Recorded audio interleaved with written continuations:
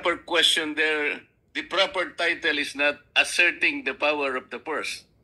We should not assert it because that power is inherent in us. Asserting or not asserting that power is of no moment. Yun po ay birthright. Yun po is inherent right of Congress. And let me make a record. The office of the Vice President, to my mind, did not undermine the power of the purse. When she personally came in the first hearing and presented herself, including the budget by way of a PowerPoint presentation, she made a presentation, Mr. Chair. And after that, she made a categorical statement that she said, I forgo, Madam Chair, I forgo my opportunity to defend the budget of the office of the President by way of question and answer. And instead, I leave it to the discretion of the House of Representatives on their decision to decide on the proposal as presented. This is a very respectful answer. Tama. Mr. Chair, I did not find any offensive remark in that particular statement. She gave the entire House of Representatives the entire discretion and the entire right to decide on the proposal she presented before us. Why would we blame her for saying that she disrespected Congress? No, sir. I think it was triggered by the fact that questions were asked in relation to the confidential and intelligence funds. To my mind, Mr. Chair, these particular funds were subjected to a notice of disallowance.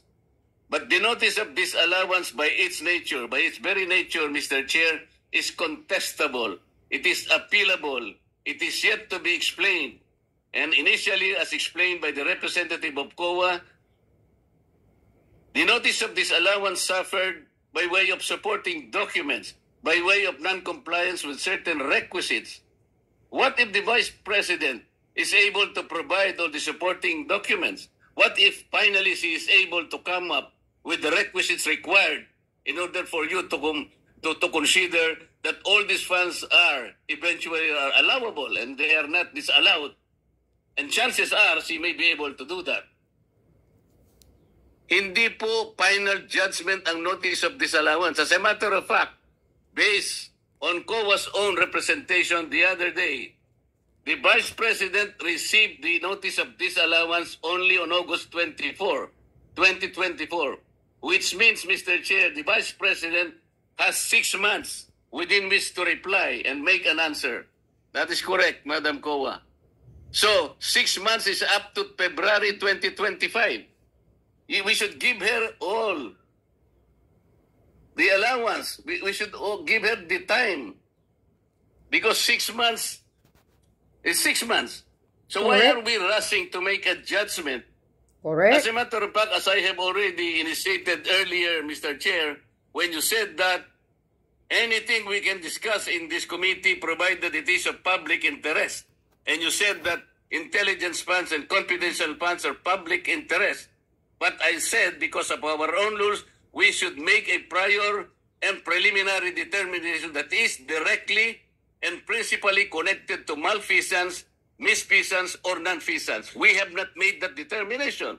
Ano? How can we now begin questioning whether or not the intelligence funds covered by an initial notice of disallowance is already directly and principally connected with non-feasance or misfeasance or malfeasance?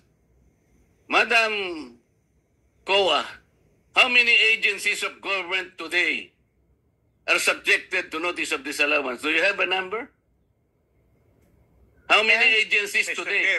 With all due respect to the honor. Binara na agad. This is a question I will leave and I will terminate my manifestation, Madam. Yes, but I would like to respond. This is still my time. Yes, but I would like to respond to your manifestation, Congressman Marcoleta. Parliamentary Let English, me- Mr. Chair. Parliamentary inquiry. What is the muna. parliamentary inquiry of the I would Honorable like to Abante? ask the Honorable Marcoleta, Yan, Is he isang rebuking this mayabang na abanti. What is the question, Mr. Chen? Yabang are na you matandang pastor. rebuking this committee? Why am I Rebu- supposed to rebuke the rebuking. committee? I am You not. have been saying things for a while. Wow. Yabang. You have been rebuking this committee. You are saying that. We're not blaming the Vice President on this. I Honorable asked the question. Marcoleta, I we asked are the not question. blaming The right to suspend. 1 minute suspension, Mr. Chair. Move to suspend. Yabang mo ano, matanda. Pastor, laki-laki pa ng cross mo dyan, kwintas mo, ang kapal ng mukha mo. Ngayon, palalabasin lahat ng mga baho mo. Para kang si Kimbo pala, ha? Yung ano mo, yung belt mo lang, Louis Vuitton. Baton ni Satanas. Magkano? Ang mahal pala ng belt mo, Abante. Yung sasakyan mo. Abaw. Saan ba galing ang pera niyan? Na binili mong mangyang kapretso mo na parang magkasing katulad kayo ni Kimbo. Ang mga mamahali ng mga kapretso ninyo. Relo, Sing-Sing. O ano pa? Hanapin ko yun. Yan o. 1 minute suspension.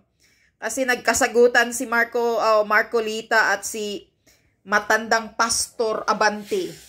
Ang yabang-yabang. Pag umaasta parang si Judas. Yan yun. Judas ng Kongreso. At saka yung isa pa, si Paduan. O sino yung isang mga... Ganito pala umaasta ang mga matandang mga mayayabang ano? Parang akala mo, ayan o, lumapit na yung isang matanda o. Yan o. Isa pa yan. Napaka usyusiro. Yung isang matandang usyusiro yan. Yung payayan, yan o. Yan, lumapit kay Marcolita, isang usyusiro yan. Pakialamiro. Ipal. Kaso hindi natin marinig yung nila eh. Pinagkaguluhan pinag-aawayan dyan dahil pinag-mute nila yung mga busis nila. Suspension for 1 minute daw. Ayan. Nakisawsaw sa gulo. Kinakampihan ata nito si Abante. Matandang Abante. Kasi pareha sila mga matanda eh. Ayan. Sige, pagkaisahan nyo si Congressman Marcolita. Dahil mayayari din kayo sa taong bayan. Ang akala ninyo kayo ang mga mga representative lang kayo. Si Marcolita, matagal na yan sa Kongreso. Ayan. Tumayo na. Gigil na si Marcolita. Ay, yabang-yabang mo. Paduan, paturo-turo ka, panginayupak ka. Kala mo kung sino ka, sapakin mo nga. Congressman Marcolita, yung matandang Paduan na yan, para maleksyon yan. Pag mayroong mga argumento dyan sa Congress, parang yabang-yabang ng dalawang matanda na yan. Ganun pala, basta mga matatanda, mayabang.